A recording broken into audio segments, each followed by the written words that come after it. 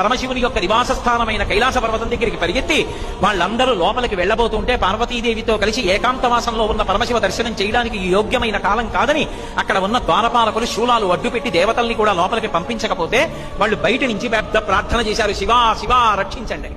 లోపల ఉన్నవాడు గబగబా బయటకు వచ్చాడు.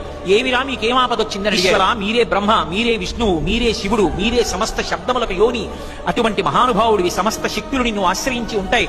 ఈ జగత్ ఉత్పత్తి చేసినా, నిలబెట్టినా, ప్రళయం సృష్టించినా నీ వల్లనే సాధ్యం.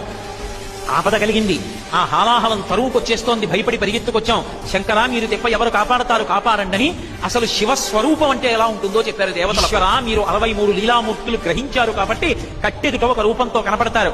అసలు మీ రూపం అగ్ని ముఖంబు, అగ్ని నీ యొక్క ముఖం. పరమేశ్వర స్వరూపానికి ఆ పరాపరాత్మకమే నీ యొక్క ఆత్మ. పరమశివుడు నడుస్తున్నప్పుడు ఆయన కాలు తీసి కాలు వేస్తే కాలం. ఈ భూమి అంతా కూడా ఆయన పాదపీఠం, ఆయన పాదం పెట్టుకునేటటువంటి పీఠం. వాయువు అంతా కూడా ఆయన నాసా